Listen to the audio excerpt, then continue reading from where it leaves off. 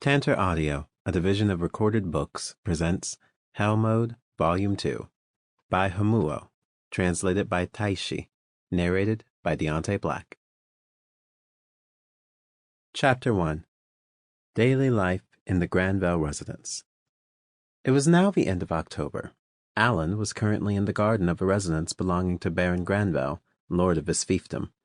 The place was beautifully maintained by the house gardener. Alan thought back to the day he had first started as a manservant of House Granvelle. He had just arrived together with the Baron after a 5-day journey from Krina village. Along the way, the procession had stopped at the village where Alan's parents were originally from, but he did not get the chance to meet his grandparents. He planned on going back by himself someday. 30 or so servants had lined up to greet Baron Granvelle when he arrived home. Of these servants, the Baron had instructed Alan to learn the ropes from Raquel, the head manservant. Raquel was a young man with freckles and brown hair who looked to be around 18 years old.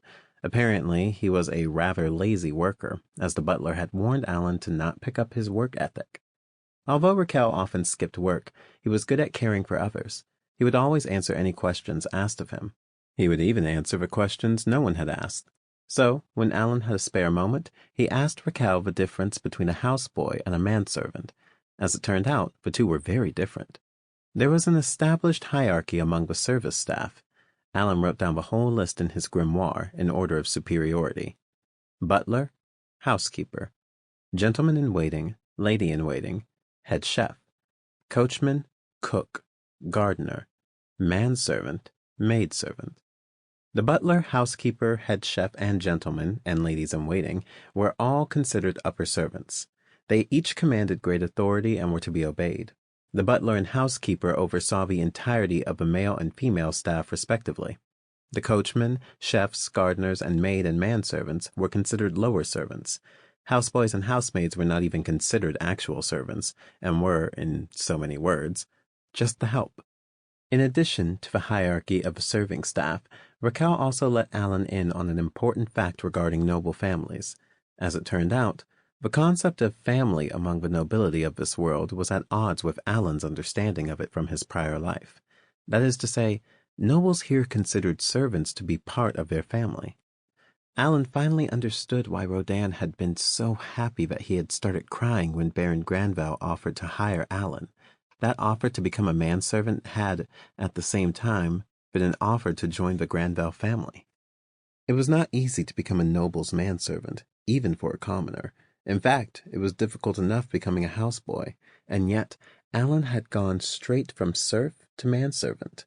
Baron Granvelle had truly gone above and beyond rewarding Rodan for saving Krina village and contributing so greatly to its development. Right, I've got to be thankful, Alan reminded himself as he thought back to what Raquel had told him. Alan, stand taller. You're my manservant, aren't you? I still can't reach. Directly in front of Alan's face was a tree. Above his head dangled a large, ripe red fruit. He was standing beneath a large tree in the garden on the grounds with Baron Granvelle's daughter, Cecil, sitting on his shoulders, her legs astride his neck. Earlier, when Cecil had shot Alan a glare with her slanted, willful crimson eyes and ordered him to come to the garden, he had thought he would be in for a beating. Instead, she told him to let her ride on his shoulders because there was fruit on a tree and she wanted to pick it. With it being the end of autumn, the fruit looked extra ripe and enticing. Although she had never eaten one before, she still wanted it. However, the fruit was so high up that even an adult would not have been able to reach it. Now, up on her perch, Cecil furiously mussed up Alan's hair in vexation. "Lady Cecil, you might fare better if you were to stand on my shoulders," he offered. "That does make sense. You won't get off easy if you drop me. I'll definitely tell my father on you." God, I feel so tempted to let her fall for real. Ever since she had found out that she and Alan were the same age, Cecil had started seeking him out for all sorts of tasks. According to Sebas, the butler, Cecil had specifically requested Alan as her personal manservant. When Sebas had told Alan, "Good luck," his eyes were filled with sympathy. There was nothing for Alan to do but sigh. Cecil carefully positioned her feet on Alan's shoulders, then slowly stood up. Alan held her ankles tightly to help her maintain her balance. "How is it, Lady Cecil?"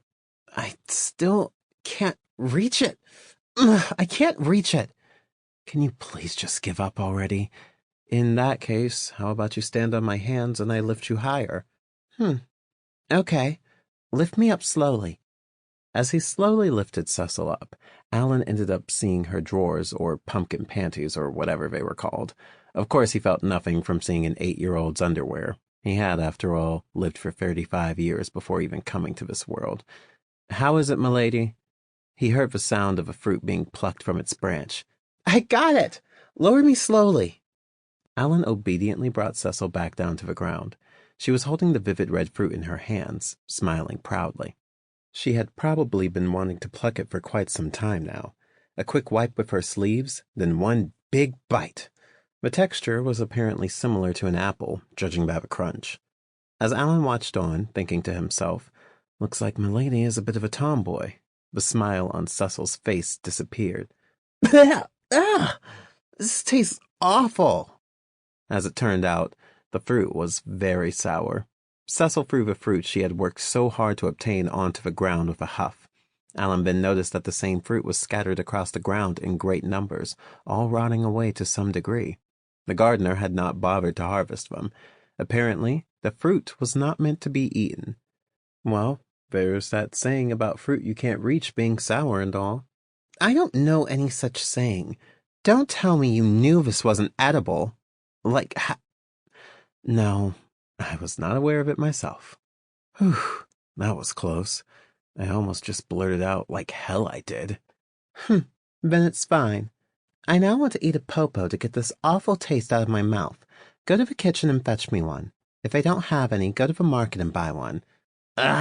She's not going to let me off the hook with just, sorry they didn't have one, is she?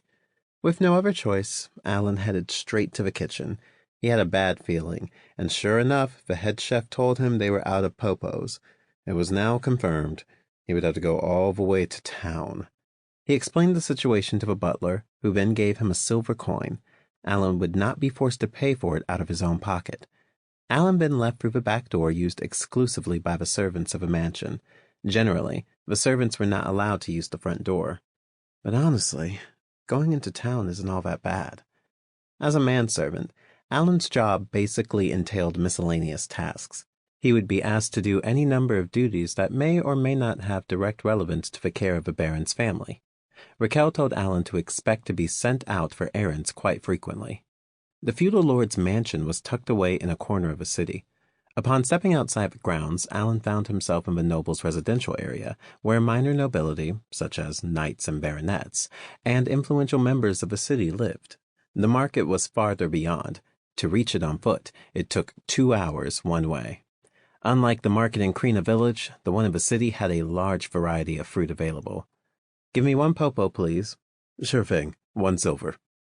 When Alan had asked how many popo he should buy, Sabas had replied that 1 was sufficient. They were not to needlessly waste money answering the young lady's selfish whims. Wow, 1 silver for a single fruit? So expensive. Still, surprisingly, the price here is the same as it was in Krina village. Alan turned around and headed back with nothing more than a single popo inside his basket.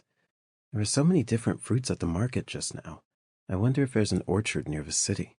Wait, but it's going to get cold soon. Do trees bear fruit during winter in this world? It had been 8 years since Alan was reborn into this world. Every once in a while, he realized how much he was still bound to the common sense of his previous world. Now that he thought about it, he recalled seeing the same fruits offered all year round, regardless of season. It was now nearing November, but the available fruit lineup was the same as in the summer. The general store back in Krina village had stocked popo and momo even in December. Just as Alan was imagining a nearby orchard that produced fruit even in the dead of winter, he heard a powerful rumbling, and his surroundings were suddenly cast into shadow. There must have been something flying overhead. Even without looking, Alan could tell it was absolutely massive, whatever it was. He lifted his gaze skyward, half expecting to see a dragon. Huh? But that's... Alan inadvertently exclaimed out loud with surprise. What he saw was a rugby ball-shaped ship several dozen, no, at least 100 meters in length. It was a flying ship. It was slowly descending, most likely toward a landing terminal at the edge of town. I see. So this world has airships.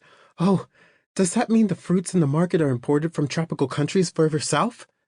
The massive size of a vessel evoked an inexplicable twinge of excitement in Alan's chest, and also gave him a hint as to how expansive this world was. He was reminded of a time when he was 1 year old, and his father, Rodan, had pointed out alba herons, the monsters Alan's name was derived from, high up in the skies as they migrated north for winter. Here in Granvelle City, a place many times larger than his birthplace, Alan's life as a manservant had just begun. It's morning.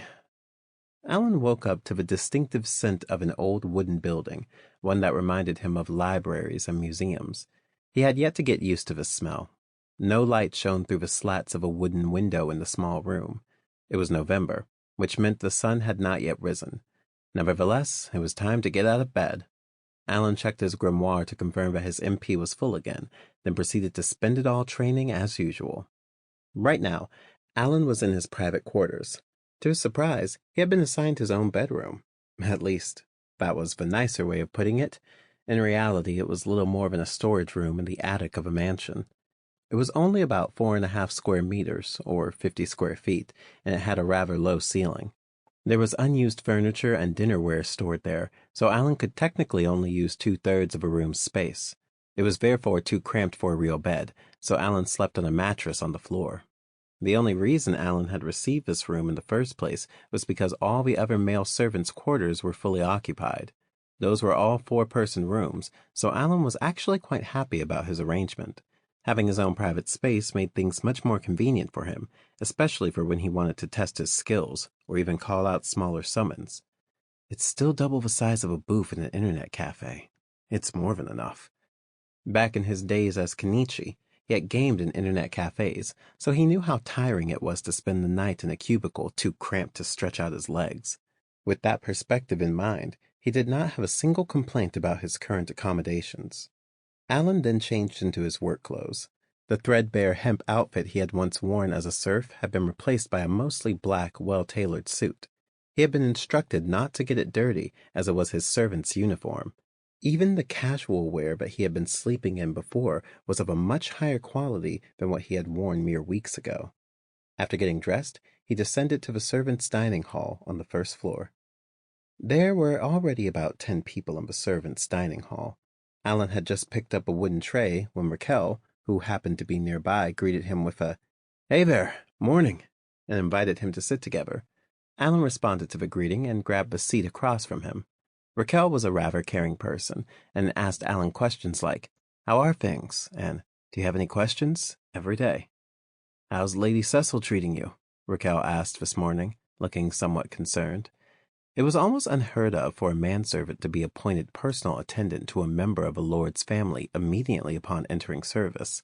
Normally, a man or maidservant would do all the miscellaneous tasks assigned to them, and, if they did a good job, might eventually catch a family member's eye. That member would then reach out and appoint them as a personal attendant. Raquel himself was serving as the head of the other manservants because his service had not been evaluated highly enough to become a personal servant. The two struck up a lively conversation over their breakfast of soup filled with vegetables and a pitiful amount of meat. Honestly, Alan had more meat in his diet when he was living in Krina Village, especially this year and last year. Oh, right, yesterday. Alan shared how he had seen a ship flying in the sky while he was out buying a popo for Cecil the day before. "Ah, was that your first time seeing a magic ship then?" "They're called magic ships?" Magic ships were vessels built from magic tools. They made round trips between Granvelle City and the kingdom's capital 3 times each month. A one-way journey cost 1 gold, which was not extremely prohibitive, so Raquel suggested that Alan save up for a ride one day. Speaking of magic tools, there were many in use in this mansion. There was a large grandfather clock on the first floor, as well as multiple sources of illumination scattered throughout the premises. Alan had heard from Palomas long before that these were all powered with magic stones. It looked like Raquel still had a lot more to share, but it was almost time for the Lord's family to wake up, so Alan bid him farewell and headed to Cecil's room together with several maidservants. As the maidservants helped Cecil get changed, Alan was made to wait outside. Her room was on the 3rd floor, directly beneath Alan's. Once she was dressed, his duties mostly consisted of keeping her bedroom clean and tidy and putting away her pajamas. In other words, it was all odd jobs. Sebas had assigned Alan two primary duties: to attend to Cecil's needs and to serve meals. The latter was a responsibility reserved only for those with exceptional looks. Raquel had never once been called upon for the role for that reason. Alan, however, had inherited quite a lot of his mother's good looks, although he was not very aware of it. What's more, his black hair and eyes were especially eye-catching, given their rarity in this world. These factors together led to his immediate selection for meal service duties. Now Alan was regularly serving the Baron's family's meals as a training experience. His primary duty was, at the end of the day, attending to Cecil. However, there were large blocks of time each day where she would be preoccupied with her lessons and tutors, and thus would not call for him. All in all, Alan did not have very much to do. He now understood how Raquel developed his penchant for slacking off. Although the mansion was quite spacious, there were roughly 30 servants on staff. There were bound to be idle moments. Some people, such as the butler, had an inordinately large number of duties, but generally speaking, there was a lot of downtime. During the evenings, the Baron's family ate together in the dining hall on the second floor. Dinner was always a time-consuming affair, as it was served in courses, one dish at a time. However, it was not overly hectic for Alan, as other staff members brought the dishes up to just outside the hall, where Alan worked together with 2 other servers. "You seem to have gotten rather used to your duties, have you not?" Baroness Granvelle asked Alan. Back when Alan had been Kenichi, he had been a corporate worker for over a decade, and as such had no experience in waiting or food service jobs. However, the media that he had consumed, including manga, TV shows, and movies, had depicted how to wait on tables in places such as high-end restaurants and hotels. He drew on those references as he went about serving the Baron's family. "Thank you very much, my lady. I have all my mentors to thank for this wonderful guidance." Alan lowered his head graciously in gratitude. The Baron's wife widened her eyes in surprise as an impressed "my" escaped her lips. "Darling, are you sure this boy was born a serf?" "Mm-hmm.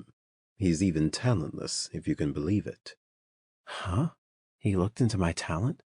Well, I suppose it makes sense to do a background check before admitting a complete stranger into the family. That means they must know about all my stats being E, too." Cecil perked up. "Huh? You're talentless?" "That is indeed the result I received from the appraisal ceremony, milady." Alan was careful not to say, "I am talentless," himself. If he were to be appraised again, the talent field would very likely be filled. This way, he was laying all responsibility for being registered as talentless on the clergyman who had officiated his appraisal ceremony. "Really? Well, I'm a wizardess." Cecil smiled smugly and puffed out her chest. "That is a wonderful talent indeed, Lady Cecil. It is a very rare talent to possess, is it not?" Cecil clearly wanted to be complimented, so Alan laid it on thick, leaving her smiling cheerily from ear to ear. This attitude of his was a big part of why Cecil kept bugging him, but he had yet to realize it. A wizardess, which probably corresponds to wizard. I don't remember seeing that as a class option. I do remember mage being a 1-star class and arc wizard being a 3-star, so I guess that puts wizard in the middle of a 2-star class? That's still pretty high up, considering. As Alan recalled what he had seen about this world's classes before being sent here, Baron Granvelle scolded Cecil. "Cecil, how many times must I tell you? Do not mention your talent without cause." I'm sorry, father." At the same time, Baron Granvelle also scolded Thomas, his second son. "And Thomas, do not cry every time this topic comes up." Thomas, who was sitting next to Cecil, sobbed. I'm sorry, father, for being your only child without a talent." "Having a talent or not has no bearing on anything. How many times have I said I would be sending you to Noble's College in the royal capital?" But I want to go to the academy like Mihai did." "You may not. Listen, Noble's College is a fine place. I don't have a talent myself, so that was the school I attended. In fact, that's where I met your mother, at one of their evening balls." Oh my, Baroness Granville exclaimed, clapping both hands over her flushed cheeks. Interesting. So Academy City will reject even nobles if they don't have a talent. Instead, talentless nobles go to a school specifically for nobility. Well, it makes sense that they have a place to go. In this world, chances of a noble having a talent aren't very high. The balancing for this world made it so that talents appeared more easily among those born in lower social classes, such as commoner and serf. Even so, Thomas still looked very despondent about being the only one of 3 siblings to be talentless. Ugh, Cecil's glaring daggers at me again. Come on, how is it my fault you got scolded? Alan avoided eye contact with Cecil and continued serving as if he had seen nothing. Today, Alan only had to work in the morning and had the rest of the day off. Are you heading out now? Raquel asked as the two ate lunch together in the servants' dining hall. Alan, who was wearing casual clothes instead of his uniform, replied, Yes, I am thinking of checking out the city. I see. In that case... Once again, Raquel, a true exemplar of a superior, briefed Alan on a variety of things. He explained that there was no strict curfew in this house, but anyone who returned too late would earn a summons from a butler. Generally, returning between 9 p.m. to midnight was fine. Alan was relieved to hear there was some leeway. 2 or 3 times a week, Raquel would go out into town to go drinking. He shared stories with Alan of how he would slip out around 3 p.m., only to get upbraided by Sebas afterward, as if these were feats that he was proud of. Lastly, he instructed Alan to always keep House Granvelle's crest on his person whenever going out. With that, Alan was allowed to go. My goal for today? Check out the Adventurers Guild. So far, Alan had investigated pretty much every store that caught his interest along the way from the mansion to the marketplace. However, whereas the Baron's mansion and the noble's residential area were close to the North Gate, this city had gates arranged in all 4 cardinal directions. The Adventurers Guild was close to the South Gate. Being on the opposite side of the city made it too far away for a quick detour while running an errand. The fact that it took Alan 2 hours to reach the marketplace, which was located in the center of the city, meant that it would take him 4 hours one way to reach the Adventurers Guild. Alan was worried about getting back too late, so he took off at a run. There were things he really wanted to confirm for himself today. According to Raquel, the Adventurers Guild was a worldwide organization, and even the Baron would post bounty quests for monsters there at times. As Alan made his way, he passed someone wearing armor with a gigantic sword on his back. He was most likely an adventurer, one of those in this world who made a living hunting monsters for rewards. Alan had seen quite a few of them while on his shopping trips. Oh, I'm seeing more and more adventurers around. There's so many people holding swords, staves, and everything in between. As the South Gate loomed up ahead, Alan eventually spotted a large building along the main avenue that adventurers were flowing in and out of. It was surrounded by inns and taverns, leaving little doubt that this was the Adventurers Guild. Alan stepped inside without hesitation. The place looks pretty empty overall. It's around 3 p.m. right now. I guess I missed rush hour.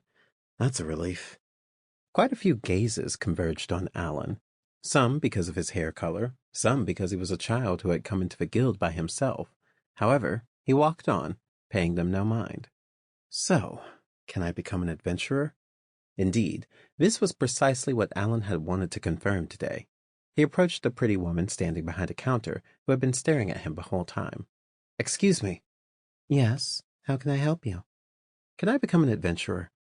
How old are you? I'm 8. You have to be 12 to register. Sorry. I see. So no go.